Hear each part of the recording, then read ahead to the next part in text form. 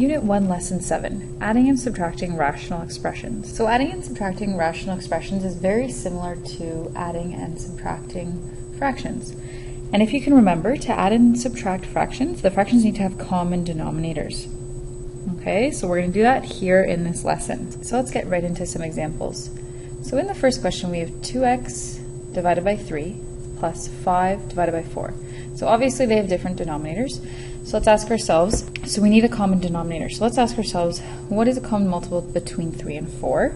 Okay, and hopefully it's the lowest common multiple. So hopefully you can think of 12. So let's try and get both of these fractions to have a denominator of 12. So obviously we multiplied the denominator by 4, so we need to multiply the entire fraction by 4. So the numerator times 4 is 8x. Okay, now let's look at how did we get from a denominator of 4 to a denominator of 12? Well, it was times 3. So we have to do that to the numerator. So 5 times 3 is 15. Okay, now we can go ahead and add our numerators and keep our denominator. And that's done because we cannot add together 8x plus 15 as they are not like terms. Okay, let's look at our second question. So let's try and come up with a common denominator. Okay, and the common denominator would be 2x. Because if I multiply the first fraction by x, and if I multiply the second fraction by 2, they will both have a denominator of 2x. So I need to multiply the numerator and the denominator of this fraction by x. So the numerator, if I multiply it by x, it's going to look like this. Now in my second fraction, if we look at the denominators, to get from x to 2x, you multiplied by 2. So let's do that to the numerator. So 21 times 2 is 42. Okay, now let's go ahead and distribute the x, and then we can also subtract our numerators. Okay, now in our numerator we have a quadratic, so let's factor that because there might be some canceling out or simplifying that we can do. Alright, so we need two numbers whose product is negative 42, and those same two numbers have a sum of 1. So the two numbers are 7 and negative 6. Okay, so let's go ahead and replace our b term with those magic numbers. Okay, so we found the magic numbers, and because this is a quadratic with an a value of 1, those magic numbers become our factors. Okay, now the last thing we need to do is state our restrictions because this is a rational function. So let's take our denominator, set it to 0, and see what our restrictions are. Okay, so our only restriction here is that x cannot equal 0. Okay, let's tackle part C. So we need to think of a common denominator. So it's sometimes helpful if you look at each variable in the denominator separately.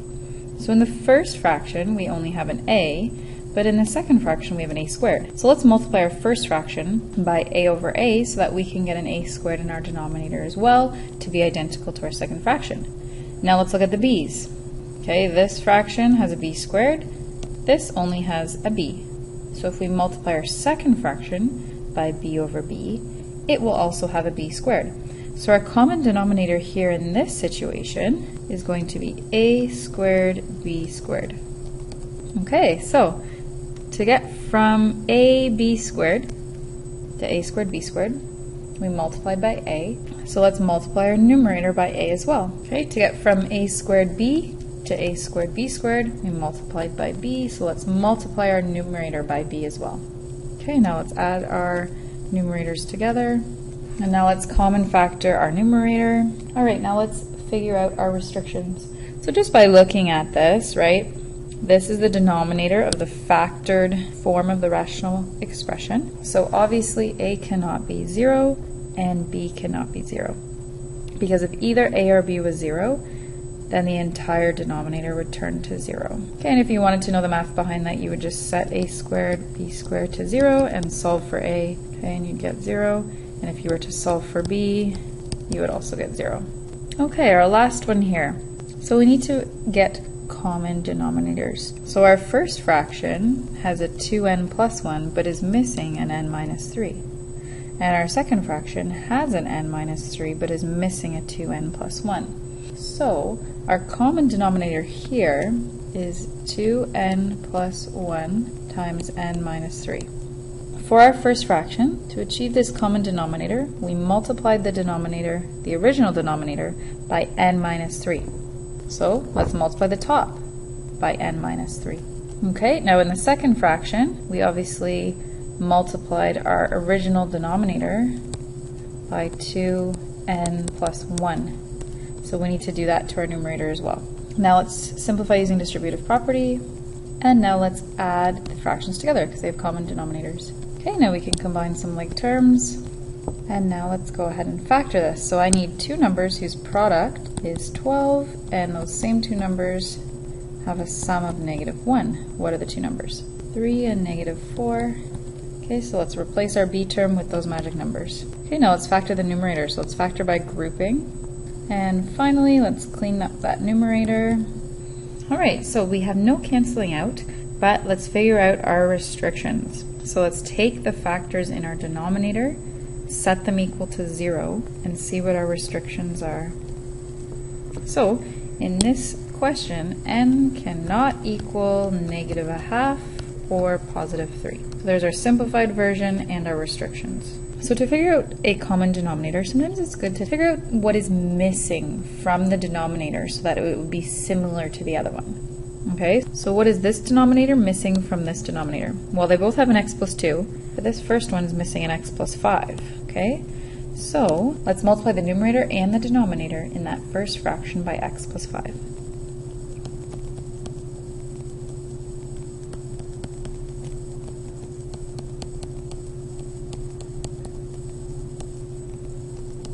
Okay, now let's look at this denominator.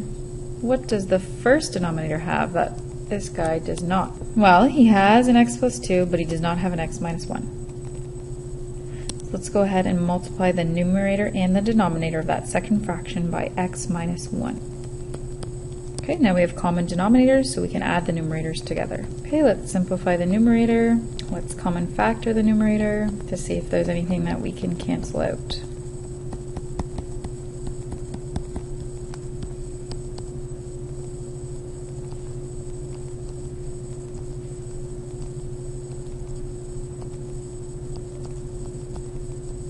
Okay, so that's our final simplified version.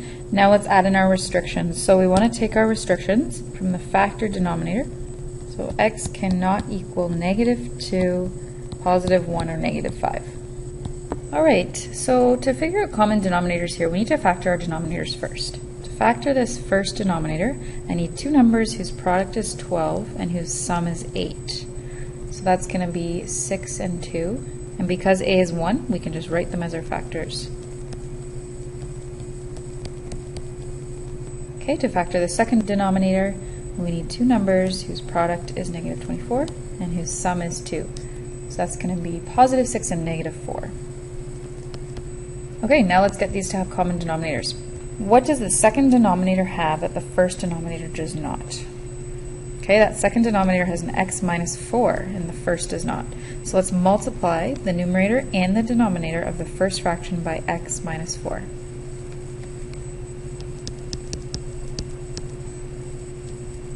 Okay, now let's look at the denominator in the second fraction. What does the denominator of the first fraction have that the second one does not?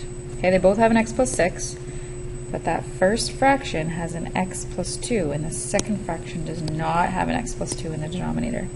So let's multiply both the numerator and the denominator by x plus 2.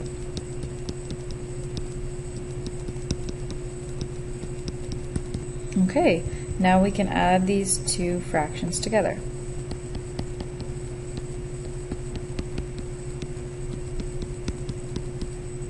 Okay, now let's use FOIL and expand our numerator.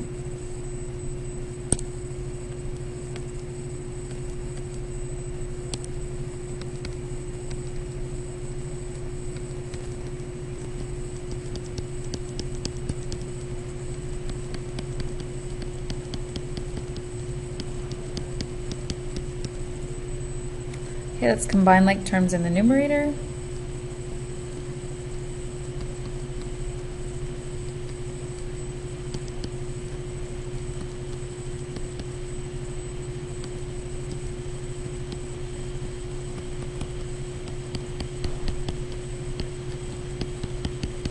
Okay, now let's see if our numerator is factorable, because if we can factor it, there might be some canceling out. So to factor this, I need two numbers whose product is -16 and whose sum is 3. Okay? And there are not two numbers that satisfy both of those equations, so therefore the numerator is not factorable. Okay, this is as simplified as we can make this expression. We just need to add in our restriction. So let's look at our denominator. That's in factored form. And let's get our restrictions from that denominator. So x cannot be -6, -2, and +4.